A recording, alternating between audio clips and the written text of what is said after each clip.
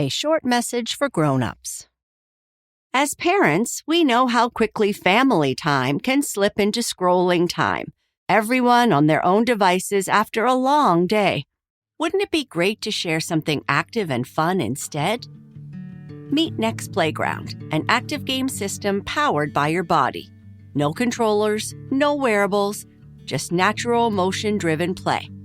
Join Bluey and Keepy Uppy, fly with How to Train Your Dragon, dance with Barbie, pop bubbles in Gabby's dollhouse, or train with Kung Fu Panda. All from your living room. And it's totally kid-safe. No ads, no in-app purchases, no mature content. Just clean, active fun to bring the family together this fall. Want to learn more? Visit nextplayground.com. That's nextplayground.com to explore active family gaming today. A short message for grown-ups. Looking for a fun way to keep the Bluey fans in your home busy with imaginative, screen-free play? The Bluey Supermarket playset is here, standing over 15 inches tall and packed with surprises across 3 levels of fun. Inspired by the episode Kids, this set comes with exclusive Bluey and Bingo figures, including Bingo holding her lollipop. There's a real working escalator, a rooftop cafe, and even an intercom with 24 different sound effects your kids will love. With over 15 play pieces, shelves to explore, carts to fill, and stickers to decorate, your little ones can recreate favorite scenes or invent new ones of their own. It also works with all your other Bluey figures for even more imaginative adventures. The Bluey Supermarket playset is available at all major retailers.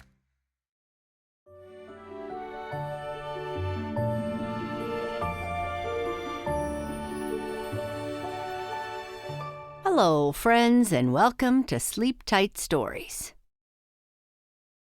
Each week, we share a few shout-outs and birthday wishes for listeners who help support the show.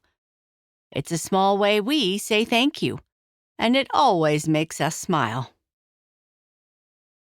A big shout-out to Nash, Cade, Calla, Finn, and Brooks, who make our days brighter. Keep dreaming big, keep laughing loud, and remember, you are all my favorite story.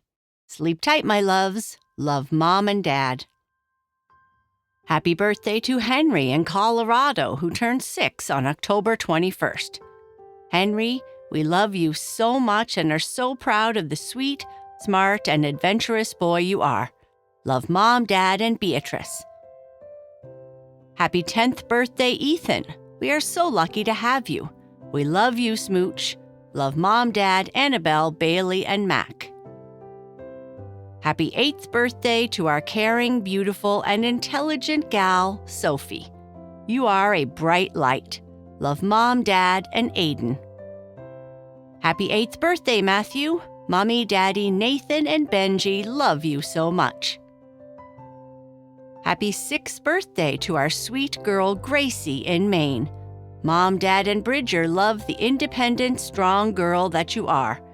Keep doing those cartwheels. We are forever in your corner. Happy birthday to Jack from Grandview Heights, Ohio on November 19th. Mom, Dad, Ella, and Lukey love you so much and hope you never stop creating.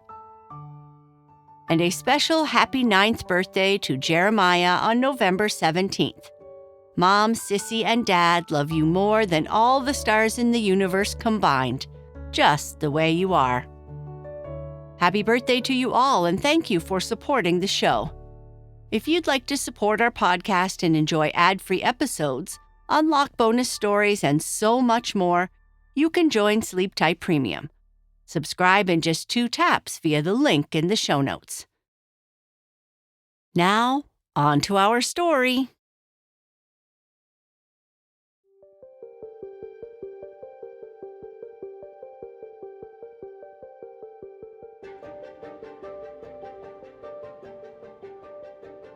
Red and the gang have found the final cache and are quickly trying to download all the files when they hear agents approaching.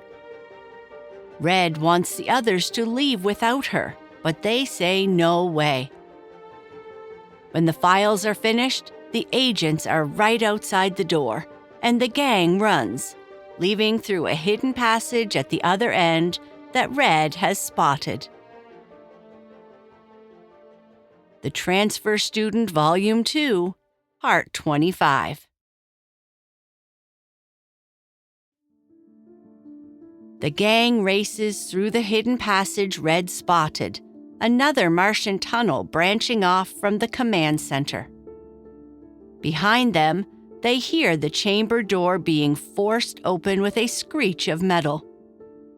Torres and his team have breached the facility. "They're inside," Charlie whispers frantically, clutching his backup drives to his chest like they're made of gold. Red leads them deeper into the passage, Meridian's device providing just enough blue light to see by. The tunnel slopes upward, a good sign. Means they're heading toward the surface instead of getting trapped underground. Blue's at the back of the group listening carefully. They're spreading out, searching the chamber. "How many?" Alexa asks, all business, despite the fear in her voice. "At least 4, maybe 5.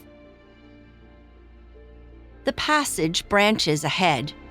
Red makes a split-second decision based on airflow. Left, toward what feels like fresher air and sounds less echoey. The tunnel gets narrower, older, more cramped. They have to move single file now, shoulders brushing against rough stone walls. Kurt, bringing up the rear behind Blue, suddenly hisses, "Someone's following our tunnel. I can hear something that sounds like boots." Now they can all hear it, footsteps echoing behind them, getting closer. Someone's figured out which way they went. "Move faster," Red urges, but not too loud that others might hear. They half run, half stumble through the darkness. Rachel's camera bag keeps banging against the wall. Charlie's breathing sounds way too loud. Every footstep seems to echo forever. "There," Rachel points ahead. Actual daylight filtering through a gap in the rocks above them. They scramble toward it, squeezing through one by one into a drainage culvert. They're in the old city drainage system, which must connect to the tunnels somehow. Sunlight streams through metal grates above them, creating stripes of light across shallow, flowing water. "Which way?" Charlie asks, completely disoriented, turning in circles. Red checks Meridian's device, which shows a basic map of underground passages. "East, toward the river. There's a park access point, maybe half a mile from here." They run through the culvert, splashing through ankle-deep water, their footsteps echoing off concrete walls. Behind them, they hear Torres's voice, distorted by the tunnel acoustics but unmistakable. "This way. They went through here. Spread out and cut them off." But Red's enhanced hearing picks up something else. Other voices, coming from a different direction. Different from Torres's team. And one of them sounds familiar. Loud and confident. Is that Misty? "Keep moving," Red says, hope rising in her chest. "I think help might be coming." Blue grins despite everything. About time the adults showed up to their own rescue. They push forward, running towards daylight. The culvert opens up ahead, getting brighter. Red can hear birds, traffic sounds, normal city noise. Almost there. They burst out of the drainage exit into Riverside Park, gasping for breath, covered in mud and tunnel grime. It's a perfect Sunday morning. The park is quiet and empty this early, just birds and the sound of the nearby river. Everything looks so beautifully, impossibly normal. Standing between the gang and the park entrance are 3 AID agents. Misty in her signature dark sunglasses, Shade with his ever-present snack, looks like beef jerky this time, and a younger man in his 20s who looks remarkably like Emma. "Red," Misty calls, relief flooding her voice. "Get behind us, now." The kids scramble behind the good agents just as Torres and his team emerge from the drainage exit, squinting in the sudden sunlight. Torres stops when he sees Misty and Shade, his expression shifting from confident pursuit to calculating caution. "This doesn't concern you. These kids accessed restricted facilities without authorization. Restricted facilities you've been illegally raiding for profit," the younger agent interrupts. He's holding up a badge that glints in the sunlight. "Agent Marcus Vasquez, Integration Protection Task Force, and we have a warrant for your arrest, Torres." "Emma's brother," Red breathes to her friend. Marcus nods at her briefly, a quick acknowledgement that his sister made the right call trusting them. Torres looks around, and Red watches his face change as he realizes what's happening. More agents are appearing at the park entrances, emerging from cars, walking paths, casual looking but definitely positioned strategically. All legitimate AID, all part of the task force. Torres and his 4 teammates are completely surrounded. "You can't prove anything," Torres says, but his voice has lost that smooth confidence. He sounds almost desperate now. "Actually," Red says, stepping forward despite Misty's protective hand landing gently on her shoulder, "we can." She holds up Meridian's device, still glowing faintly blue. Dr. Hart's complete archive. Every cache location, every stolen piece of technology, every corporate sale you made. And more importantly, she looks directly at Torres, meeting his eyes. Personnel files with photos, financial records, and surveillance footage of every corrupt agent, including you. For the first time since Red met him, Torres looks genuinely worried.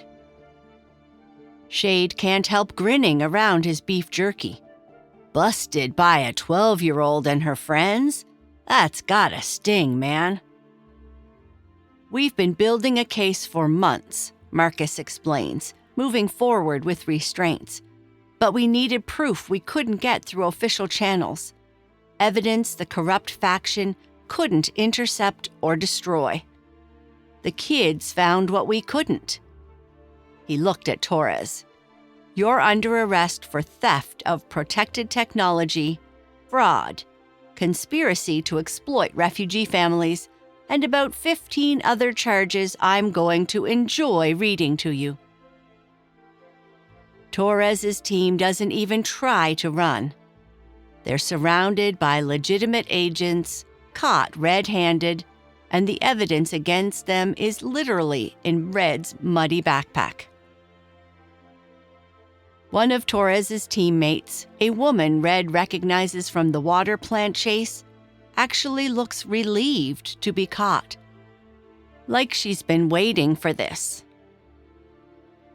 Marcus and 2 other agents move in with restraints. Torres doesn't resist, but as he's being cuffed, he looks back at Red with something between anger and grudging respect. "You have no idea what you've interfered with," he says. "Actually," Red says calmly, surprising herself with how steady her voice sounds, "I know exactly what we stopped." You were planning to exploit 47 families arriving in 6 days. Families just like mine, just looking for help and safety and a chance to start over. Not anymore. Torres is escorted toward an unmarked van that's pulled up to the park entrance. The other corrupt agents follow, heads down, cuffed. The gang stands together, muddy and exhausted, and probably about to get in so much trouble with their parents, watching justice actually happen in real time. Did we just win? Charlie asks, like he can't quite believe it. We won, Alexa confirms, allowing herself a real smile for the first time all day. Kurt whoops loudly. Blue just grins at Red. Told you the adults would show up eventually. Misty removes her sunglasses. Red's never seen her do that before, and her eyes are kind. You kids did good, really good. Also, really dangerous, and we're going to have a serious talk about that, but good. Shade offers them his bag of beef jerky. Everyone politely declines. Marcus approaches with his phone out. Okay, who wants to call their parents first? Because you've been gone since 7 this morning, and I'm guessing study group isn't going to cut it anymore. The gang looks at each other in dawning horror. They saved 47 families from exploitation. But now they have to explain to their parents where they've been. Somehow, that feels even scarier than Torres. The gang is brought to what looks like the most boring office building in the city. Gray concrete, corporate logo that says Regional Data Services. Absolutely nothing interesting about it. But inside, past the fake reception desk, it's an AID facility with actual high-tech security and meeting rooms that definitely aren't designed for data processing. They're given clean clothes, generic gray sweats that say Regional Data Services on them, which makes Kurt laugh. Sandwiches that are surprisingly good, and a conference room that looks exactly like every boring meeting room ever. Table, chairs, whiteboard, and a weird office smell. Marcus Vasquez leads the debriefing with Misty and Shade present. The kids tell the whole story, finding Dr. Hart's box buried under a tree, discovering the hidden charm and coordinates, accessing all 3 caches, narrowly escaping corrupt agents multiple times. You kids took some serious risks, Misty says, leaning back in her chair. She still sounds more impressed than angry. Smart risks, calculated risks, but still. We didn't have a choice, Red explains. Those families are arriving in 6 days. We couldn't just wait and hope adults figured it out in time. 5 days now, Marcus corrects gently, checking his watch. It's Sunday afternoon. Blue groans dramatically. Great, even less time. Actually, Marcus says, and he's smiling, we have plenty of time now. Thanks to your evidence, we've arrested 17 corrupt agents in the last 2 hours. We're still processing some of them, but the entire exploitation operation is shut down. The arriving families will be met by legitimate integration specialists who actually want to help them. Rachel's been taking notes this whole time. What happens to all the technology they already stole?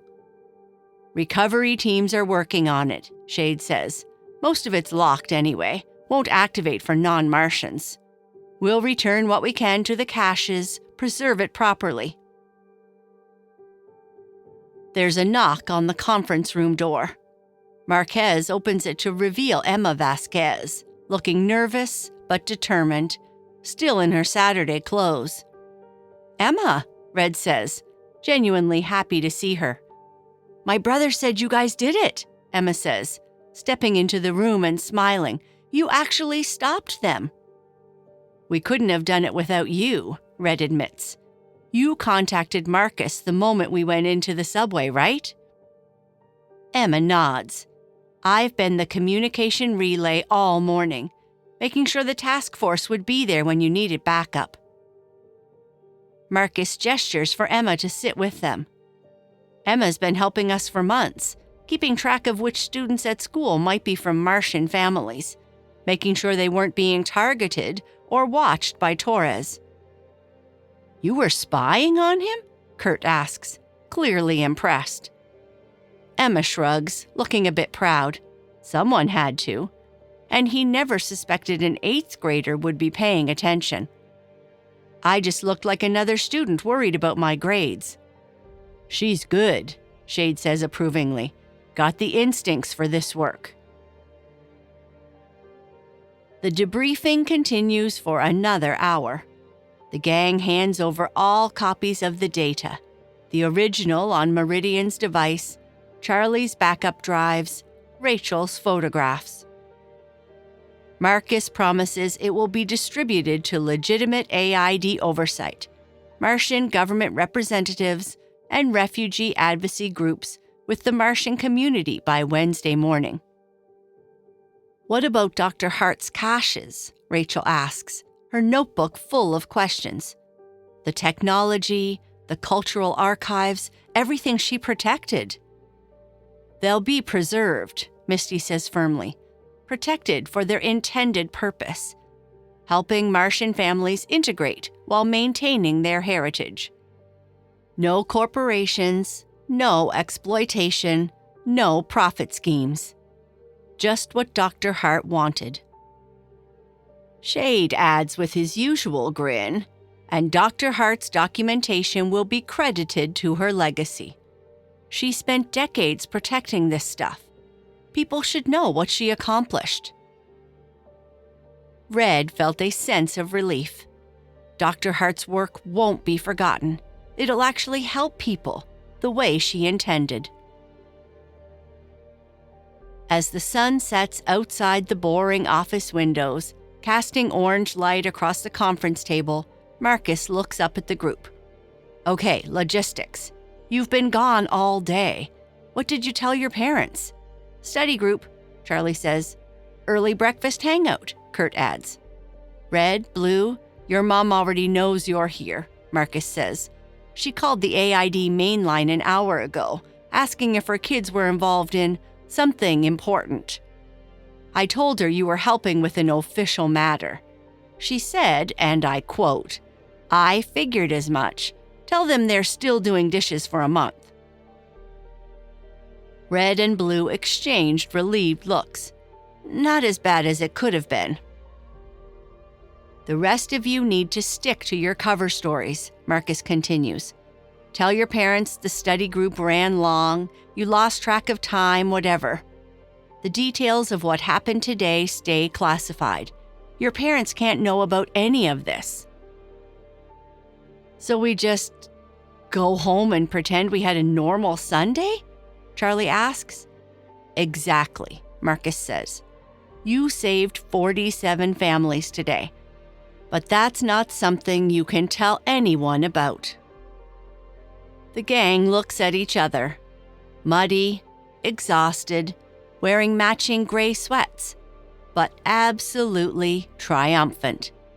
They saved people, and only they will ever really know. Somehow, that makes it even better. Saturday morning, Red and Blue stand with their mom at a distance from the integration center. They can't go inside, security and privacy for the arriving families. But they can see the transport landing area from where they're parked, see families emerging with their small bags, see legitimate AID agents greeting them with genuine welcome. 47 families. Safe. Protected. Getting the help they were promised. Red thinks about her own arrival so many months ago. The confusion, the fear, the overwhelming strangeness of Earth with its blue sky and ugly green everywhere. "You did good, kiddo," her mom says quietly, arm around Red's shoulders. She knows more than she said, Red realizes. Probably figured out most of it days ago.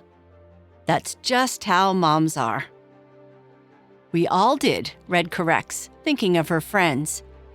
Charlie with his equipment and backup drives, Alexa with her planning, Rachel with her documentation, Kurt with her lookout skills, Emma with her coordination, Blue with his tech skills and terrible jokes.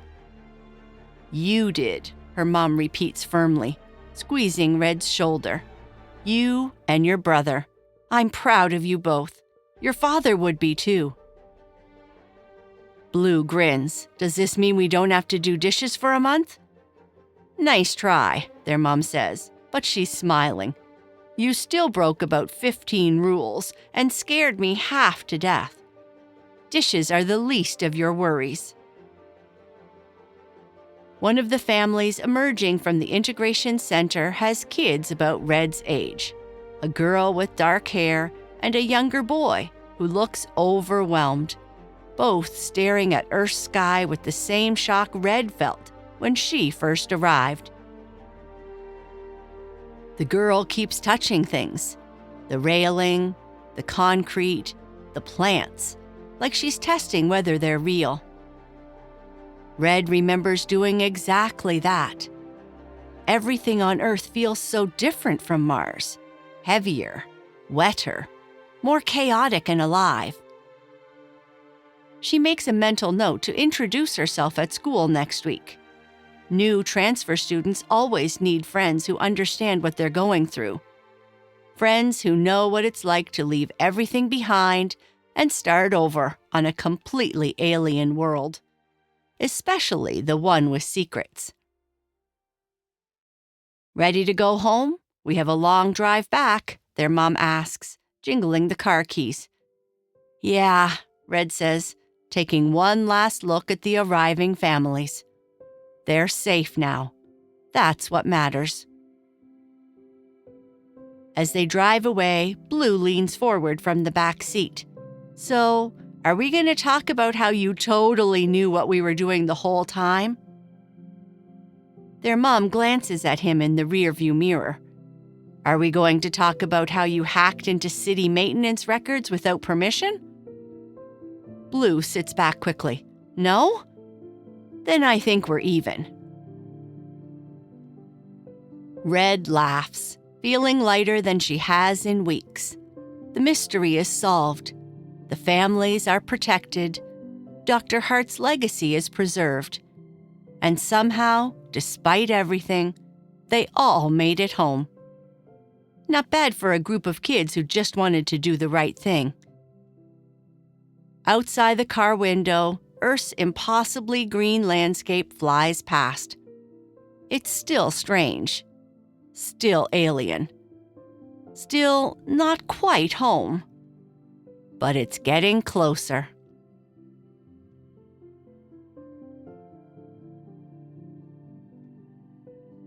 And that is the end of our story.